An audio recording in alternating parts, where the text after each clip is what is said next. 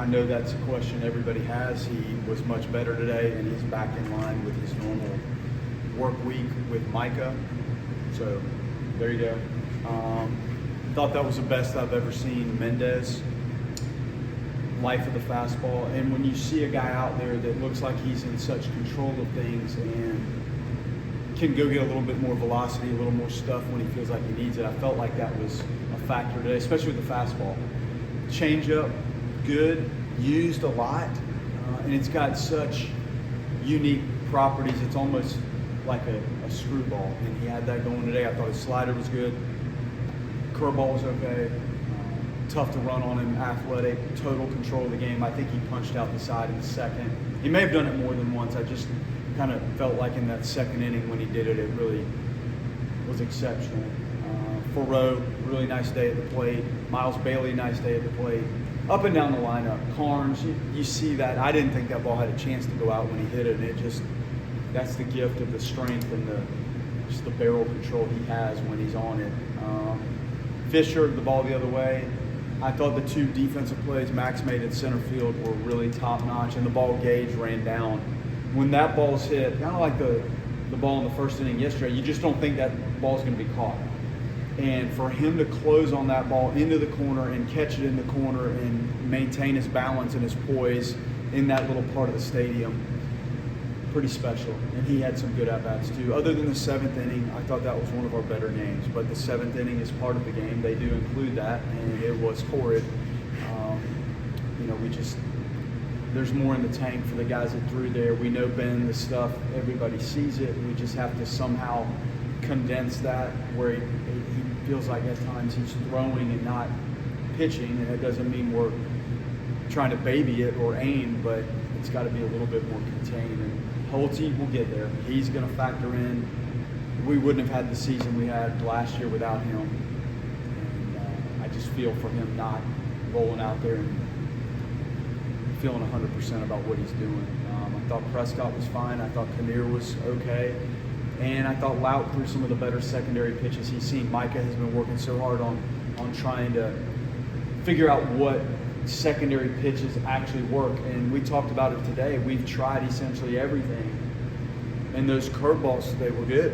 And with his fastball profile, how it climbs, that's a good pitch to complement the fastball, and his changeup was nice. So pleased with it. The seventh inning just leaves a bitter taste in my mouth. But that's a solid team, and when you give them opportunities, like you can see that score. It was on a different day where it's 11-9. That ball goes out the right center if the wind is pushing that way, and we were fortunate it wasn't. That's a solid team. I thought they ran a variety of arms out there, and another good win. Last week you mentioned Wes didn't really have the changeup. That's not something that's normal for him. Was it just getting back to normal, or did him and Micah work on something throughout the week to get it back there? They get those sessions based on when they are starting, and they get to do some work. And there's always something in play, and that was one of the many things you touch on. When you have guys, I think Bellini is in the same boat, that have 4 pitches, there may be moments when you don't have all 4. And his are all above average. So if you have 3 of the 4, sometimes that's enough to get you through it. And maybe as you go, you find the 4th and you put something else down. In the course, I think he threw 90 pitches. So Micah does a great job of feeling it out. And you hope when you go to play the video game that all the buttons on the little Nintendo pad are available. But sometimes they're not. And these 2 starters, there's 4 buttons. I thought both guys commanded the fastball well. I think Mendes today may be a little better commander than Bellini. Bellini got the breaking ball going where Wes had the changeup cooking. And then when you complement the other 2 in there and sprinkle those, it's really tough. And then the caliber of the stuff makes it that much more difficult to square up or recognize. And that's how you see him go through that outing the way he did.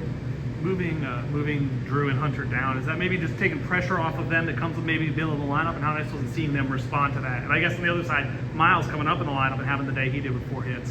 Yeah, Ty and Brad, we talked through this starting at 7 o'clock in the morning. Like, okay, DH, catch. I mean, we kind of have to sort that out when you have a catcher that's also DH, and you've got to solidify that.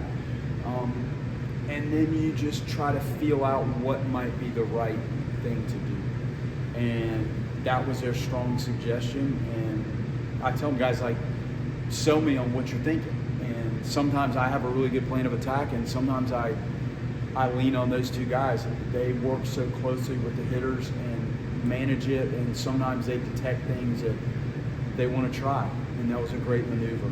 And I thought everybody in the lineup for the most part, poor Max might not have had much to show for his day other than the defense, but pretty good up and down the lineup. So good move by Ty and Brad and those suggestions, and we plugged it right in there. It was nice to see the responses.